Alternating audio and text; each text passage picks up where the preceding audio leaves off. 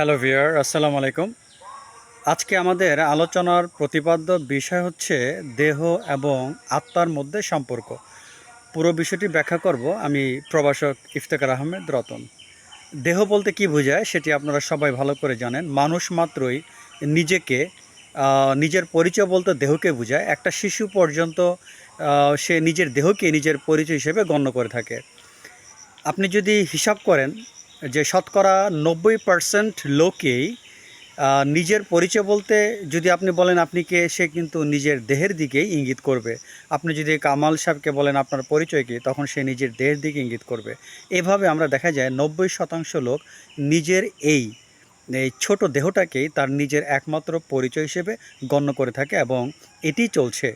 আপনি যদি আপনার পরিচয় নিয়ে জিজ্ঞাসা করবেন, বলবেন এই যে আমার এই দেহটাই আমার পরিচয়, এই যে আমি আছি, এই যে আমি বসছি, এই যে আমি কথা বলছি, এই যে আমি ভাবছি, এই যে আমি চিন্তা করছি, এটাই আমার দেহ, এটাই আমার পরিচয়।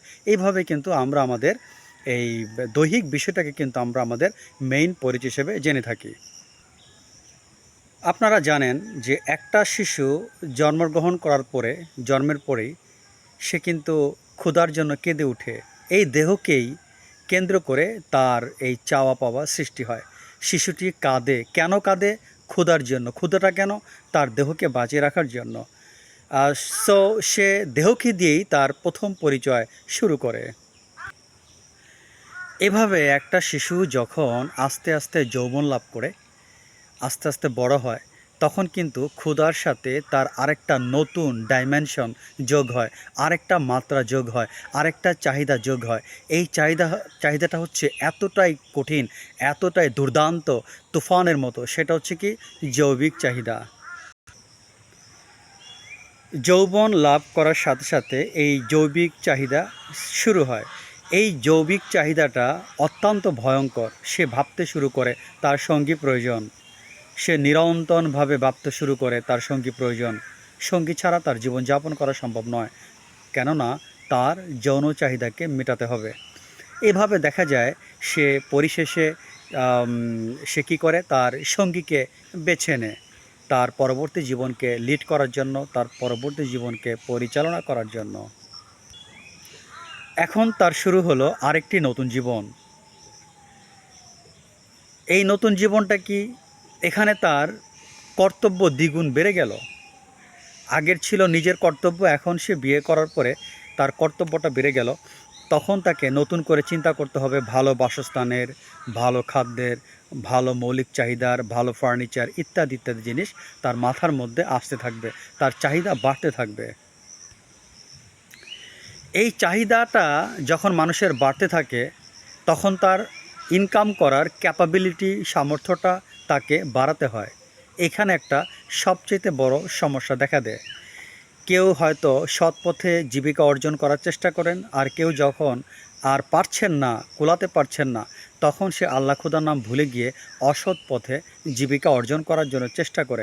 অথবা এটা বলতে পারি, সে তখন অতিরিক্ত কামনা বাসনার জন্য সে তখন অসৎ পথকে বেছে নেয়। সে লাক্সারিয়াস জীবনযাপন করার জন্য অসৎ পথকে বেছে নেয়, কেননা তার অধিক টাকা দরকার, তার অধিক অর্থ দরকার।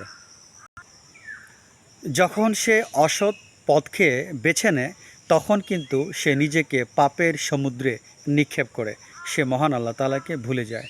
এভাবে আস্তে আস্তে তার যৌবন ফুরিয়ে আসে, আস্তে আস্তে তার বয়স বাড়তে থাকে, আস্তে আস্তে তার দৈহিক শক্তি কমতে থাকে এবং সে বৃদ্ধ হয়ে যায় বা বৃদ্ধা হয়ে যায় এবং সে বিভিন্ন রোগে আক্রান্ত হতে থাকে। দৈহিক ক্ষমতা কমার সাথে সাথে রোগ প্রতিরোধ ক্ষমতা কমে যায়, দেহে অনেক রোগ বাসা বাঁধে। তখন এই জীবনের শেষ মুহূর্তে তার প্রধান কর্তব্য হয়ে দাঁড়ায় এই দেহকে পূজা করা, এই দেহকে পরিচর্যা করা। তার পক্ষে আর সম্ভব হয় না মহান আল্লাহ তাআলার নৈকট্য অর্জনের জন্য কোনো কিছু করা, কেননা তার পক্ষে আর সম্ভব হয় না। এই কারণে সে এই দেহটাকে বাঁচিয়ে রাখার জন্য ডক্টরের কাছে যোগাযোগ, চিকিৎসা নেওয়া, ঔষধ খাওয়া, নানান ধরনের কর্মে সে নিজেকে লিপ্ত রাখে। অবশেষে যখন মৃত্যু ডাক দেয়, তখন সে মৃত্যুর কাছে ধরা দিয়ে সে মৃত্যুবরণ করে। এই হচ্ছে তার জীবনের পরিচিতি। আসলে অত্যন্ত দুঃখের সাথে কথাটা বলতে হয়, আপনি যদি শতকরা হিসাব করেন 10% লোক জানেন, যারা জ্ঞানী যারা অনেক জ্ঞানী তারাই জানেন এই দেহটা আমাদের আসল পরিচয় নয়, আমাদের আসল পরিচয় আত্মা। কেননা আত্মা অবিনশ্বর, আত্মার জন্ম ছিল না, আত্মার মৃত্যু ছিল না, আত্মা অনন্তকাল ধরে ঈশ্বরের সাথে থাকবে। এটার শান্তি কমতি নেই, দৈহিক শান্তির কমতি আছে, কিন্তু আত্মার শান্তি কমতি নেই। আত্মার শান্তি প্রতিনিয়ত বাড়তে থাকে। আর আত্মার শান্তি এতটাই শান্তি, মানুষ যখন এই আত্মিক উন্নয়নের মধ্য দিয়ে স্রষ্টার নৈকট্য অর্জন করে, তার কাছে পুরো পৃথিবীর মালিক হলে মানুষ যে শান্তি পায় তার চাইতে হাজার হাজার গুণ সে শান্তি লাভ করে। এক পরমানন্দ তার হৃদয়ে অবস্থান করে, যেটাকে ভাষায় ব্যাখ্যা করা মানুষের পক্ষে সম্ভব নয়। যিনি একমাত্র মহান আল্লাহ তাআলার নৈকট্য অর্জন করেছেন, একমাত্র তিনি বুঝতে পেরেছেন যে এই আত্মিক শান্তিটা কত বিশাল। সে এই মানুষের সংসারিক কর্মকাণ্ড দেখে, অসততা দেখে, মানুষের দুনিয়াবি কাজ দেখে সে শুধু আফসোস করে, এবং এই আফসোসে তার বুকটা ফেটে যায় যে তারা কতটা বোকা, কতটা মূর্খ, আমি কতই না মহান শান্তিতে আছি, আর তারা তার 1000 কোটি ভাগের 1 ভাগও শান্তির মধ্যে নেই। তখন সে আফসোস করে, এবং মাঝে মধ্যে সে তাদের পাগলামি দেখে হাসে যে আহারে এই সকল লোকেরা কতটা না পাগলামির মধ্যে আছে। এখন হয়তো আপনারা প্রশ্ন করতে পারেন, তাহলে দেহ কেন দেয়া হলো? হ্যাঁ, দেহ দেয়া হয়েছে, দেহ দেয়ার একটা পার্টিকুলার উদ্দেশ্য আছে। এই দেহটা দেওয়া হয়েছে, আপনি এই দেহের উপর ভর করে আপনি মহান আল্লাহ তাআলার নৈকট্য অর্জন করবেন।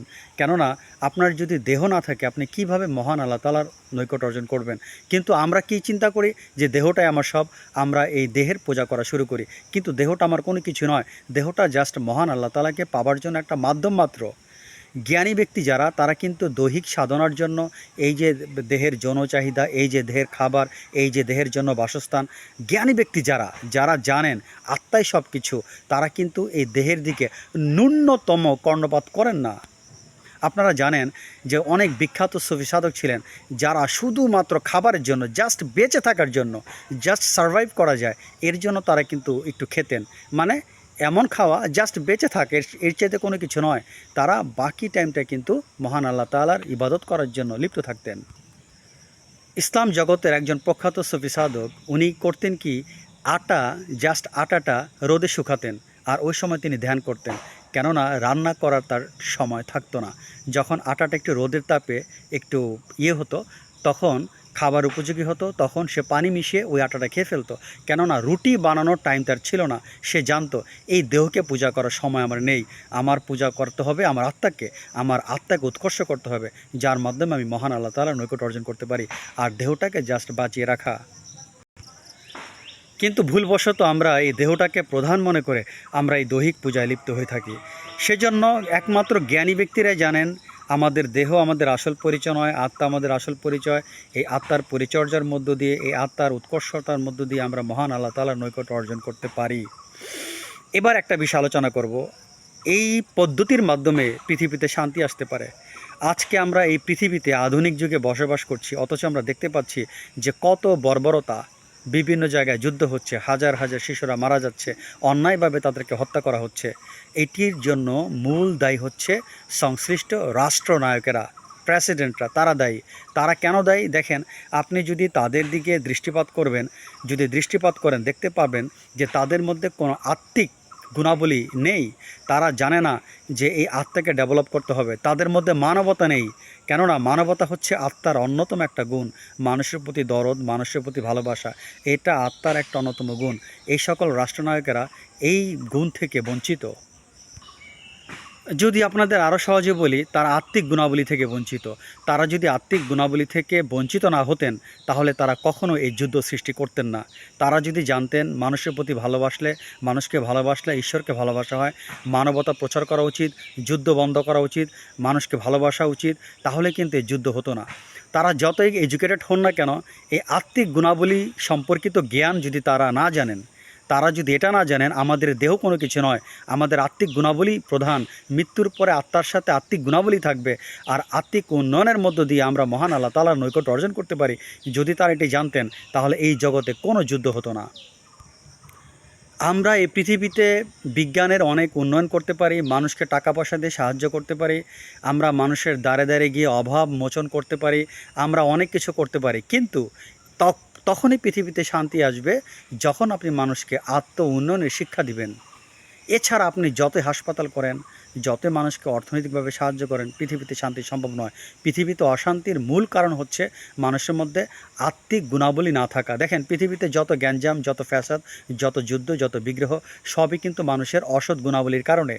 আর এই অসৎ গুণাবলীগুলোকে, অসৎ দোষগুলোর কারণে, গুণাবলী বলা যায় না, অসৎ দোষের কারণে, এই অসৎ দোষগুলোকে দূর করলে কিন্তু আত্মিক গুণাবলী, আত্মা গুণান্বিত হয়, আত্মা মুক্তি লাভ করে। তো আমাদের মূল লক্ষ্য হচ্ছে আত্মিক গুণাবলী অর্জন করা। যখন মানুষ আত্মিক গুণাবলী অর্জনে নজর দিবে, তখন মানুষ ফেরেশতা হয়ে যাবে। কেননা তখন সে মানবতার কথা চিন্তা করবে, মানুষের উপকারের কথা চিন্তা করবে। এই জন্য পৃথিবীতে যদি আমরা শান্তি আনয়ন করতে চাই, আমাদের প্রত্যেকের উচিত এই আত্মা বিষয়ক শিক্ষা লাভ করা, আত্মার উন্নয়ন করা, আমাদের আত্মাকে পরিশুদ্ধি করা, আমাদের আত্মাকে শুদ্ধ করা, আমাদের যে কুরিপু আছে, খারাপ দোষগুলো আছে, সেগুলোকে দূর করা। দেন আমরা একটি সুন্দর সমাজ তথা সুন্দর পৃথিবীর আশা করতে পারি। মহান আল্লাহ তাআলা আমাদের সবাইকে এই তৌফিক দান করুন। আজকের ভিডিও এখানে শেষ করছি। আল্লাহ হাফেজ।